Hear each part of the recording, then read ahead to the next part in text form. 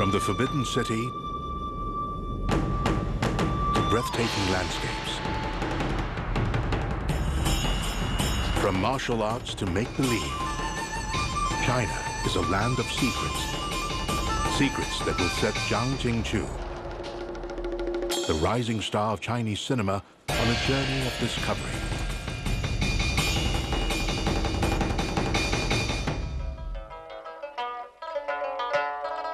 The ancient Chinese once played a sport that resembles what is today called the beautiful game, soccer. Could this popular sport the English are often credited with inventing has its earliest roots in China?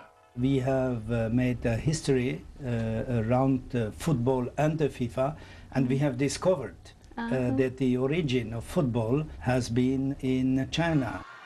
How did this ancient game fade away into obscurity? What caused it to disappear? And what has spurred its revival in recent times? Hi, I'm Jingchu. China is a land of many facets, rich in tradition and culture. With over 5,000 years of ancient history, there's much that still remains undiscovered.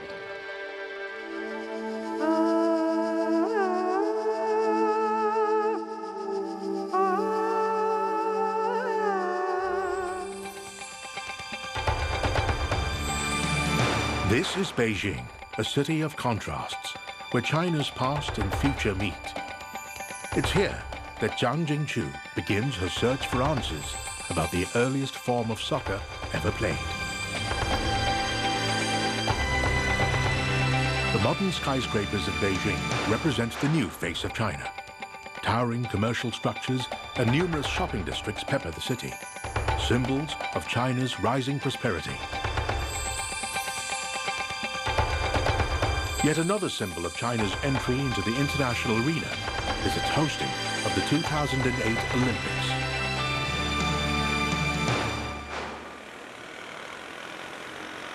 As with any other Olympic city, Beijing too has a purpose-built arena to host the 29th Olympiad. Over there is the Beijing Olympic Stadium. Because of its shape, the locals have given it the nickname Niao Chao, or bird's nest.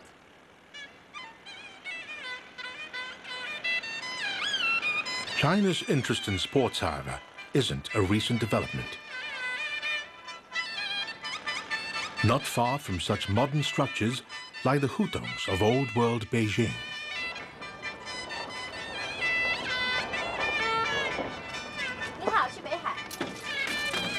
Built thousands of years ago, they are today lower-income housing that's become a minor tourist attraction. Its narrow alleyways are best traversed by foot or trishaw.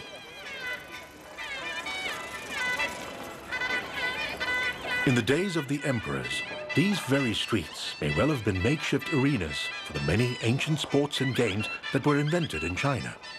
Not surprising for a nation which now dominates the field. It is perhaps apt for the Olympics, the most prestigious of international sporting events, to come to China, because the pursuit of sports and sporting excellence has a long and illustrious history here. For centuries, the Chinese were pioneers, introducing new sports like acrobatics, martial arts, wrestling, weightlifting, diving, and even ancient soccer. Up north in China's Shandong province, a historic sporting event is about to begin. It is the inaugural game of Chuji, an ancient Chinese sport that's enjoying a revival.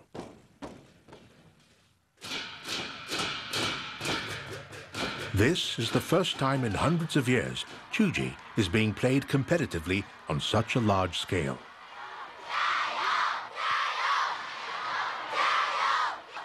Chuji is a team sport that requires players to propel a ball through a goal using any part of their bodies except their arms and hands. Basics that sound very similar to another, more modern sport, soccer.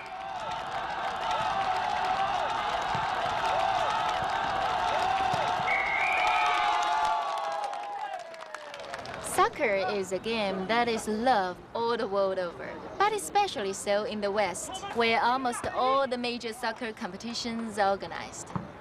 But what if this sport they call the beautiful game didn't originate in the West at all? There are those who say soccer has its beginnings in ancient China. Is this fact or fiction?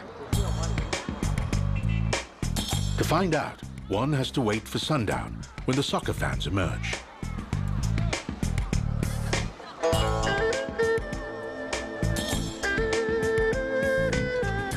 This is one of Beijing's favorite watering holes for soccer fans. Let's see what they really know about the origins of their favorite game. And where do you think soccer originated? I think from England. I don't know, I was watching some TV program. They were saying that it's England. 足球好像最早起源于埃及吧？埃及啊？好像书上面有记载，那个时候是宫廷里面一种运动，应该是英格兰。哦，那你呢？你怎么看？应该是英格兰，他答得很对。完了，我是一个球迷，这是应该最起码的知识。那么就说在最早的时候，这是一种英国的宫廷活动，上层人物玩的。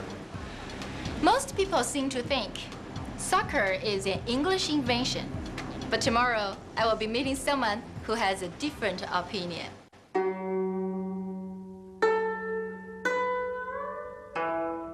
China's rich history of sports is a specialty of Professor Gu Shichuan, a former lecturer and researcher at the China Sports Science Society.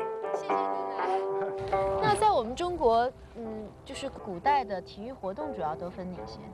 中国古代体育呢，大致可以分成3大类。第一类呢就是军事体育，就是基本上大概有1半以上的项目都跟军事有关系。这个比如说这个武术，这大家知道了。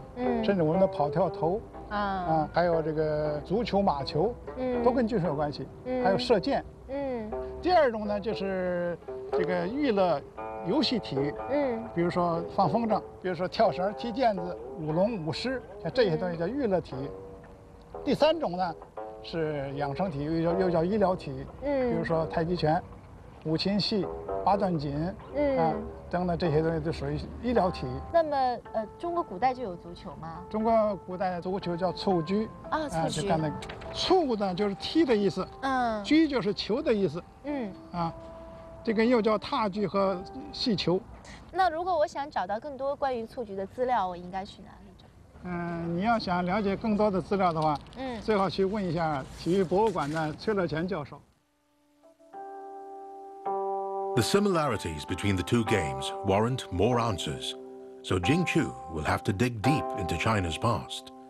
A journey that will take her back thousands of years into the Chinese origins of the beautiful game.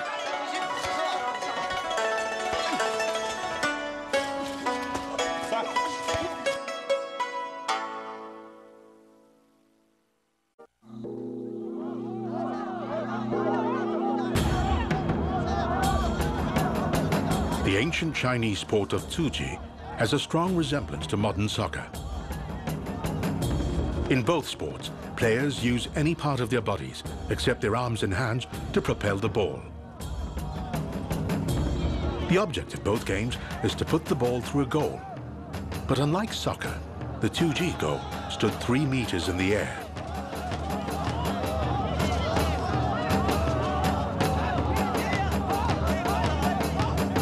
In modern soccer, players have to be quick on their feet and possess precise ball control. Soccer requires skill, strategy, and accuracy to get the ball into the goal. Tsuji players apparently need all of this and more.